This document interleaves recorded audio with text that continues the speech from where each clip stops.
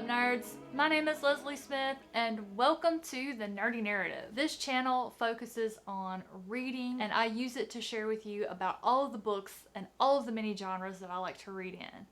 On today's episode of Fun, I'm going to share with you my weekly reading wrap-up.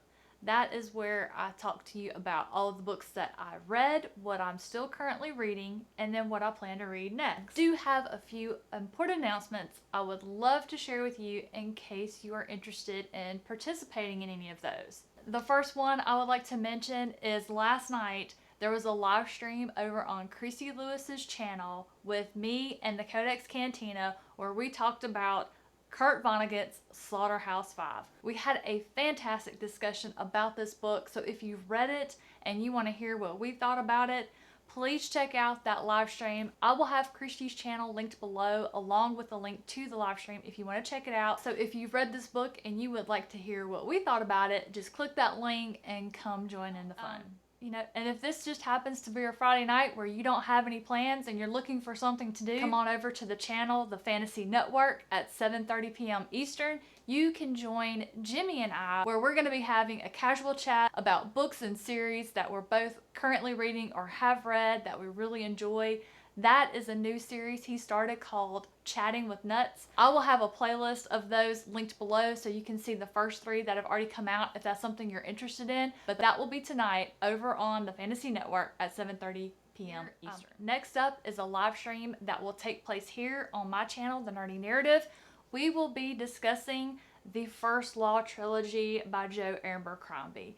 I've been participating in a read-along with Steve Talks About Books and Stuff, Stacy's All Booked, and Yolene Reads as we read through the First Law trilogy. But if you want to hear about our overall thoughts for the entire trilogy, come join us on Sunday. It will take place at 2 p.m. Eastern. We will be joined by special guest Johanna. She's going to come and join in the conversation. We're going to have a great time, and we'd love to have you come join us. Just one to go ahead and put on your radar. This will be a live stream for The Mask of Mirrors. It will actually take place on Mother's Day, that night, 8 p.m. Eastern, I believe is the time we chose. I can't get enough of talking about this book. This book was such a fun read, and I will be joined with Angela from Literature Science Alliance, Stephanie from Miss Richards Reads, Kate from the Literary Apothecary, Ariel, who is a friend of mine from Instagram and the Shelf Space Book Club, and Chase from Chase's Book Thoughts. Y'all, this is going to be such a fun conversation. I cannot wait. We've all been talking about it already, but that's okay. We're ready to share our thoughts with you guys. So if you've read this book and you want to come join in on the fun, please do so. Don't worry, I won't let you forget. I'll definitely remind you in the coming days. And then later on in the evening, on May the 2nd, after the First Law Trilogy live stream, I will actually be a guest in another live stream over on Drew's Book Reviews. We're going to be doing the Netflix book tag. I'll have Drew's channel linked below if you want to come by. That will take place at 7:30 p.m. Eastern. It should be a wonderful time as long as Drew is not eating any pizza with pineapple on it. If that shows up, I might have to bail. And that takes care of all of the live streams that I'm going to be doing over the next few days. I'm going to be a busy girl. But before I take off to get ready for all of that, let's get into all of the fun stuff that I read. But I also got some book mail, so I want to show you guys this. The first one that I got is a collection of short stories called The Ones That Got Away by Stephen Graham Jones. My dear friend Evie from She Was Only Evie sent this to me. She and I both share an intense love for Stephen Graham Jones and Zora Neale Hurston. We're planning to spend the next several months alternating between these two authors. So if you're interested to see what all books we're going to be reading by each of these authors, the link to my Discord is in the description box below, so you can go by, see which books we're reading by each of the authors and when we'll be reading them. You are welcome to join us for any of those that you like. But I'm so excited to get to this. The next 2 books arrived were a complete and utter surprise. I got A Little Hatred by Joe Abercrombie, as well as its follow-up sequel, The Trouble with Peace. I was floored. Both of these were sent to me by my dear friend Sharon Dwyer. I absolutely loved them. She was so cute. She put on a little note. She sent them because he is my new favorite author. She is so right about that. I have absolutely adored everything I've read by him so far, which is only the first Law trilogy, but I knew before I was even finished with The Blade itself that I wanted to read everything this man had written, and Sharon has definitely facilitated that adventure for me. Sharon, thank you so much. These are beautiful. I cannot wait. I'm almost tempted to reread the first Law trilogy before I move on to any more of his work, just because I enjoyed it so much. We'll have to see. Alright, so moving into what I read last week. So I only completed one book, that is Morning Star by Pierce Brown, which is the conclusion of the first trilogy in the Red Rising series, and this one was my favorite of the three.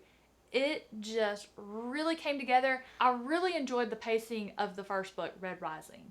Golden Sun was so fast paced, so many things were happening that I felt like I was having trouble keeping up. I couldn't really soak in what had happened before something else crazy happened. Morning Star seemed to have found a really good balance between those two pacings. I loved it. I loved it. I cried twice in this book. Once because I was mad and once because I was just so touched. I loved it. I can't wait to continue reading in the second trilogy for the Red Rising, which starts with Iron Gold next month. Man, this guy's another one that's a new favorite. I don't know if he has any other works besides the Red Rising series, but I'm going to have to find out. And as far as picture books, I am working on this honking sucker. Yeah, this is huge. You see this? It's the first omnibus of where Jeff Johns came in and took over writing for the Green Lantern. Well, took over is probably not the right word, but he wrote several issues for an arc of the Green Lantern, starting with Rebirth.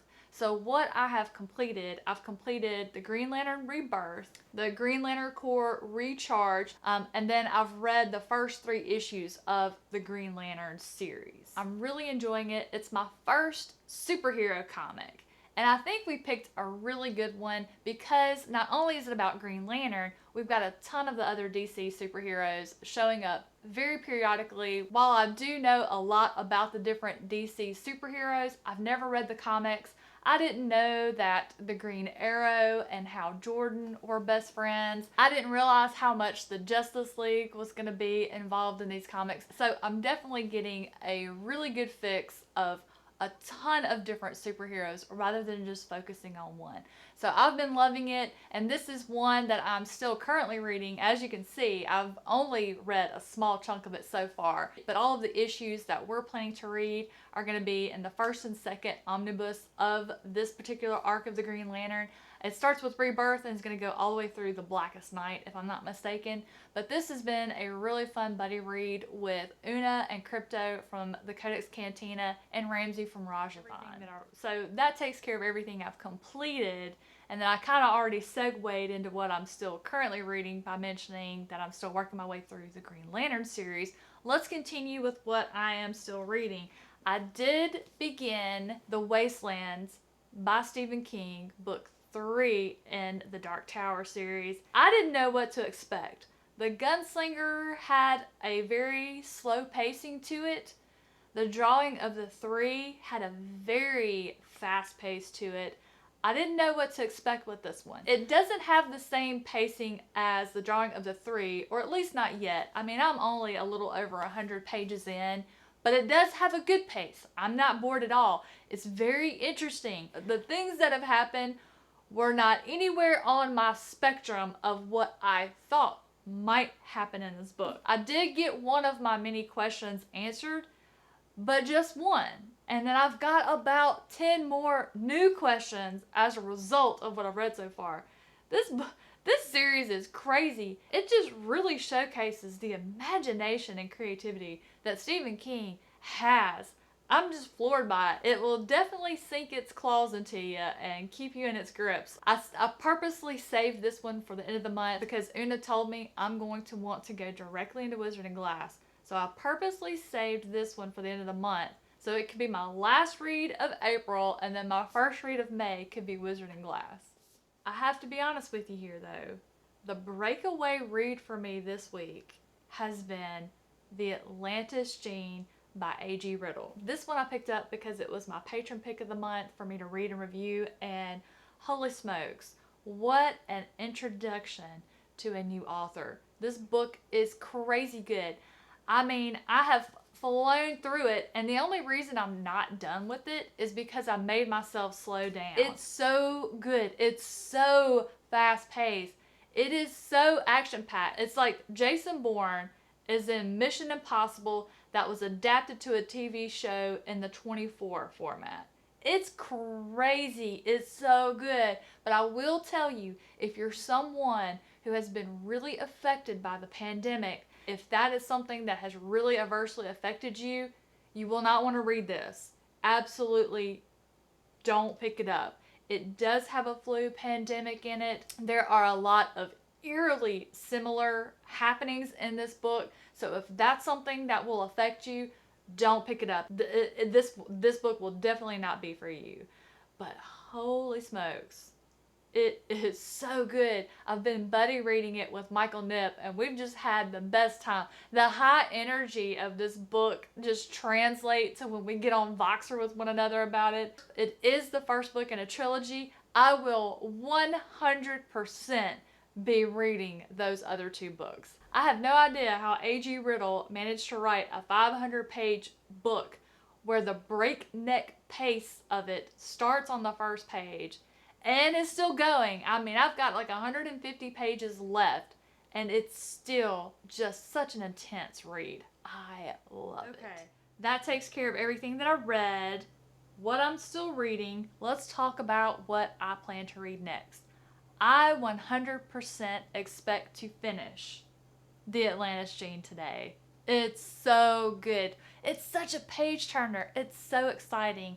I think I'm just going to have to binge it out.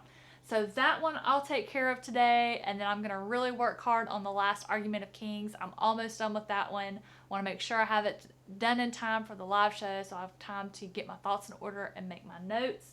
But once I finish those, the first book I'm going to pick up is going to be the third book in the Shadow and Bone trilogy, Ruin and Rising by Leigh Bardugo. I know that this got the Six of Crows characters in the show already. There really hasn't been a whole lot given away, in my opinion, to spoil that duology for me. I don't think so, but I look at spoilers very different than a lot of people. So it doesn't bother me. I couldn't not watch that show. It's so good. But anyway, I do plan to finish out the trilogy. I have got to get to the conclusion of this trilogy. I'm really excited. I expect to probably binge this sucker in a day. I also plan to start my nonfiction read for the month of May, which is Man's Search for Meaning by Viktor E. Frankl. I am really interested to see what this is about. I actually had never heard about this book until I met Crypto's wife from the Codex Cantina. She was telling me about it. She really wanted me to read it. She actually ended up getting it for me for my birthday, and she got me this really pretty special edition. So I can't wait to delve into it and see what it's about and see what I think about it.